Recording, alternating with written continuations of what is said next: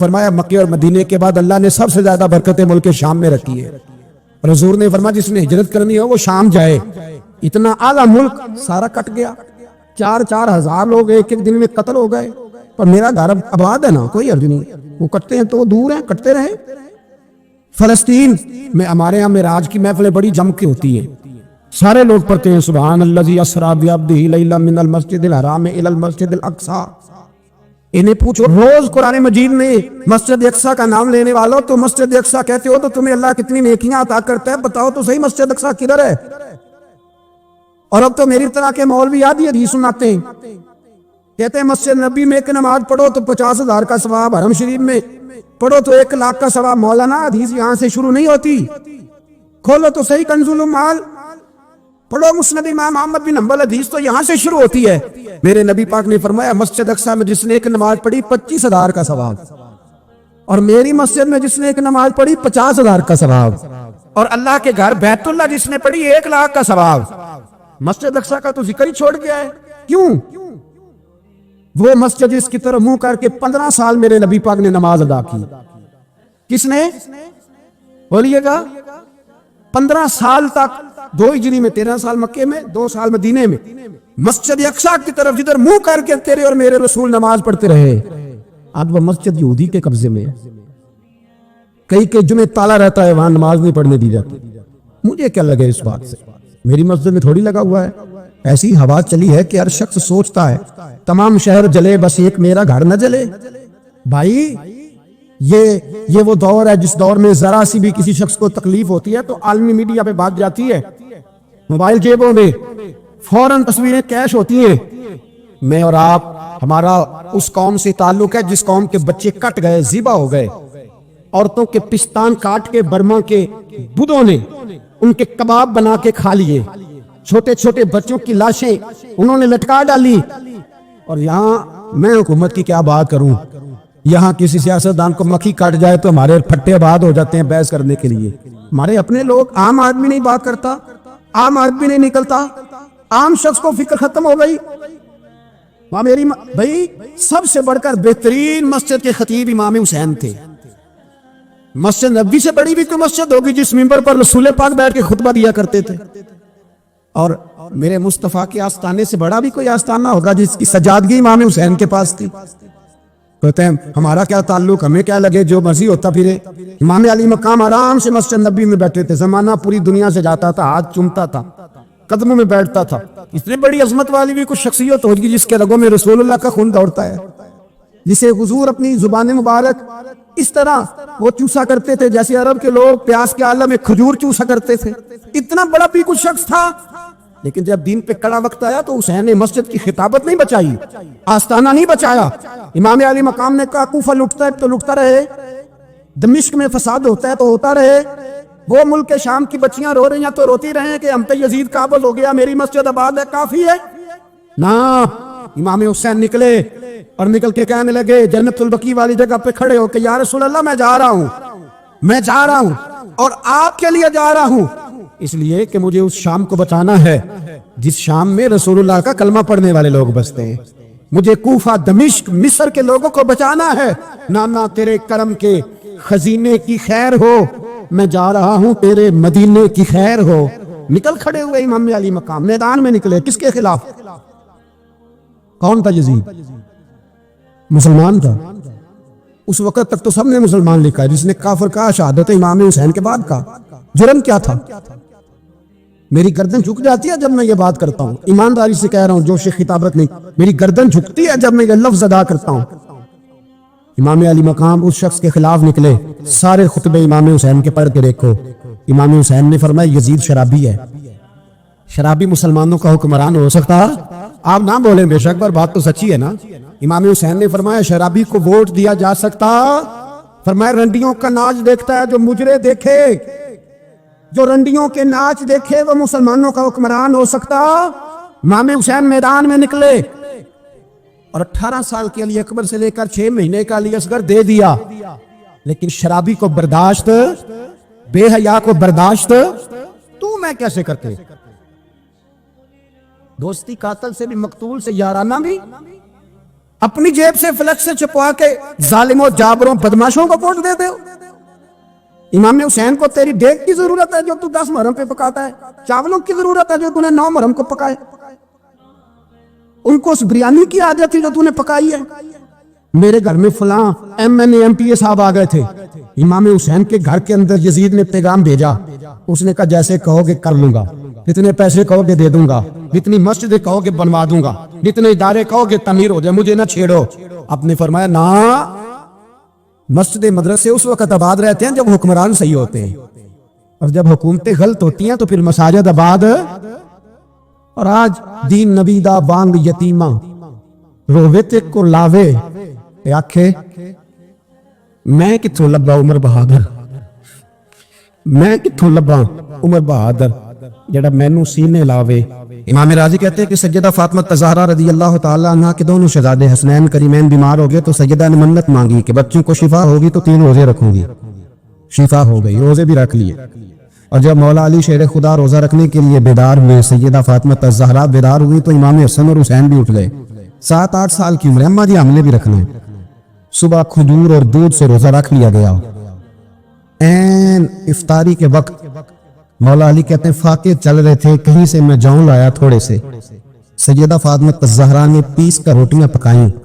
وہ وقت جو بڑا مشکل ہوتا ہے افطار کا, کہتے ہیں اس وقت جب کھانے کے لیے بالکل ہاتھ آگے بڑھنے لگے اور امید تھی کہ ابھی سیدنا بلال اللہ اکبر کہیں گے تو روزہ کھلے گا, لیکن ابھی چند ہی منٹ رہتے تھے کہ دروازے پر ایک فقیر نے صدا دی. کہنے لگا سارے مدینے کے دروازے کھٹکھٹا آیا ہوں, کہت ہے فاقہ ہے, اے رسول اللہ کے خاندان والو میں یتیم ہوں. کسی نے بتایا ہے کہ اور کوئی دروازہ کھلے نہ کھلے سیدہ کا دروازہ تیرے لیے ضرور کھلے گا, کیا یتیم کو روٹی ملے گی؟ تو حضرت مولا علی نے بچوں کی طرف دیکھا ہی تھا کہ امام حسن ساری روٹیاں جا کے دروازے پہ دے آئے. کھجور اور پانی سے افطار ہو گیا. صبح پھر کھجور اور دودھ سے روزہ رکھا. امام راضی کہتے ہیں این وہ وقت جب افطار کا ٹائم آیا تو پھر دروازے پہ کسی نے صدا دی, کہا رسول اللہ کے خاندان والوں میں مسکین ہوں, رات سے روٹی کھائی ہے, نہ صبح کھا سکا نہ دوپہر. کسی نے بتایا ہے کہ اس دروازے سے خالی کوئی نہیں جاتا. امام حسن نے پھر سارا لنگر اٹھایا اور پھر جا کے دے دیا. تیسرا دن پھر ہوا. مجھے یوں لگتا ہے جب افطار کا ٹائم آیا ہوگا نا تو یہ خود ہی سارے دروازے پہ دیکھتے ہوں گے کہ کوئی آیا نہیں لینے والا ابھی تک. لگتا ہے کہ نظریں دروازے پہ تھیں. این افطار کے وقت 3 روٹیاں جب جاؤں کی پک کے آئی, ایک بھکاری نے صدا دی, کہنے لگا میں قیدی ہوں, آج ہی قید سے رہائی ملی ہے. پہلے دن کسی کے دروازے پہ صدا ملی ہے, دی ہے روٹی ملے گی. امام حسن وہ کھانا دے کے واپس لوٹے. کھجور اور پانی سے افطار ہوا اور جیسے ہی مسجد نبوی میں تینوں باپ بیٹا نماز پڑھنے گئے تو مولا علی کہتے ہیں مجھے بتانا نہیں پڑا. رسول کریم نے میری طرف دیکھ کے فرمایا علی تیرا, فاطمہ کا, حسن اور حسین کا 3 دن والا عمل خدا کو بھی بڑا پسند آیا ہے اور محمد مصطفیٰ کو بھی بڑا پسند آیا, وہ بڑا پسندیدہ عمل.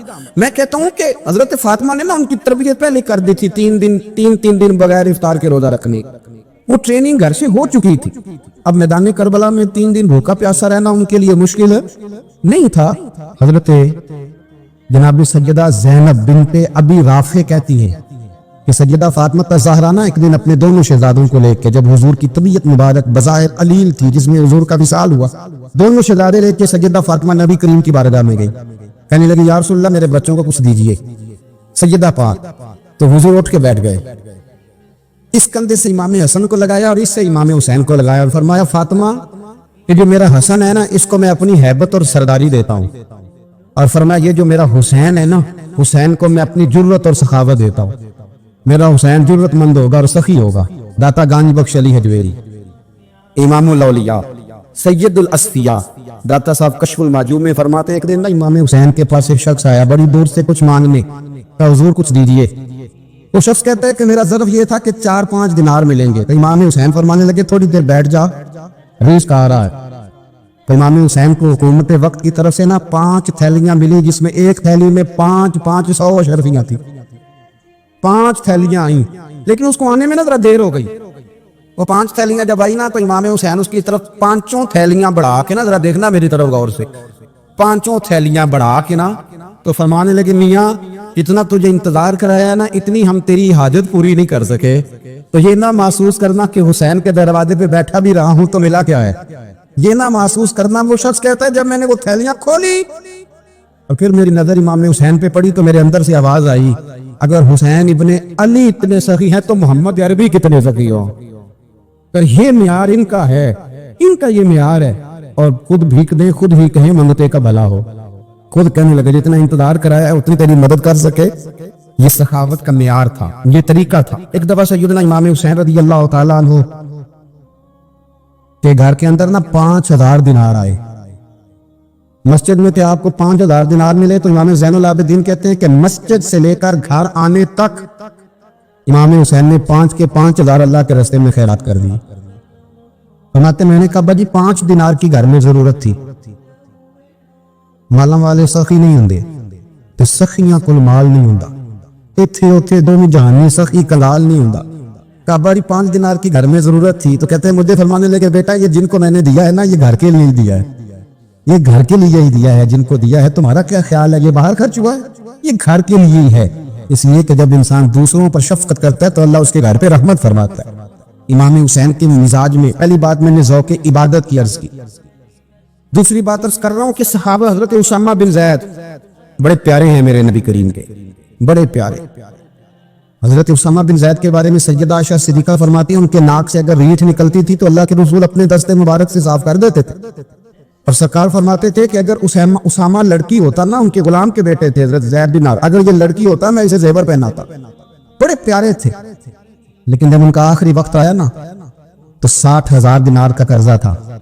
رشتہ داروں سے کہا، دوستوں سے کہا، یاروں سے کہا، پر قرض ادا نہیں ہو رہا تھا. حضرت اسامہ بن زید کہتے ہیں بڑا پریشان تھا. جب حد ہو گئی نا تو حضرت اسامہ بن زید فرمانے لگے جاؤ کوئی حسین ابن علی کو خبر کرو، ان سے کہو میں نا غلام ہوں آپ کے نانا کا، مقروض دنیا سے چلا گیا تو کیا بنے گا. امام حسین کو خبر ملی تو دوڑے آئے. لاجپال اس پیر کو نہیں کہتے جو تگڑا نذرانہ لے کے تو ماتھا چوم لے، لاجپال تو اس کو کہتے ہیں کہ جب ضرورت پڑے تو وہ سر پہ موجود ہو. حضرت سیدنا امام حسین تشریف لائے تو جناب اسامہ بن زید رو پڑے، کہنے لگے حضور میں نے نا غلامی کی ہے آپ کے نانا کی، اور اس غلامی پہ ناز ہے. اب 60,000 دینار کا قرضہ لے کے دنیا سے جاؤں گا تو میری قبر پہ بوجھ رہے گا. امام حسین خادم کو بھی کہہ سکتے تھے جاؤ گھر پیسے پڑے ہیں لے آؤ. امام حسین خود گئے، چادر اوڑھ کے تو اس کی اوٹ میں بکل میں 60,000 دینار چھپا کے لائے اور جناب اسامہ بن زید کے سامنے رکھ کے کہنے لگے اسامہ یار پیسے رات کو ہی آئے تھے، میں سوچ رہا تھا مجھے تو ضرورت نہیں، اللہ نے کس کا نصیب میرے گھر میں بھیج دیا، مجھے تو حاجت ہی نہیں تھی، اب پتہ چلا پیسے تیرے تھے، اللہ نے حسین کی ڈیوٹی لگائی ہے کہ جا کے دے آ. حضرت اسامہ بن زید رو پڑے، فرمانے لگے اللہ آپ کو بہترین صلہ عطا فرمائے. امام بڑا ہی پیار کرتے تھے. گھوڑے پہ جا رہے تھے، کچھ فقیر غریب لوگ بیٹھ کے روٹی کھا رہے تھے، کھا رہے تھے سڑک کے کنارے. تو امام زین العابدین فرماتے ہیں کہ جب امام حسین گزرے تو انہوں نے آواز دی حضور دل کرتا ہے ہمارے ساتھ بیٹھ کے روٹی کھائیں. کائنات کے مالک و مختار کے نواسے اور دنیا کے سب سے بڑے شہزادے گھوڑے سے اترے اور غریبوں کے ساتھ سڑک پہ بیٹھ گئے، روٹی کھانے لگے اور دیر تک کھاتے رہے. اور جب فارغ ہو گئے تو فرمانے لگے کھانے کی ضرورت بھی نہیں تھی، حاجت بھی نہیں تھی، پر تم نے آواز دی تو دل رکھنے کو بیٹھ گیا تھا، اگر اجازت دے تو چلا جاؤں. یہ مزاج تھا، یہ طبیعت تھی. آپ کے ایک بھائی ہیں چھوٹے حضرت محمد بن حنفیہ نام ہے، حضرت مولا علی شیر خدا رضی اللہ تعالیٰ عنہ کی دوسری بیوی سے.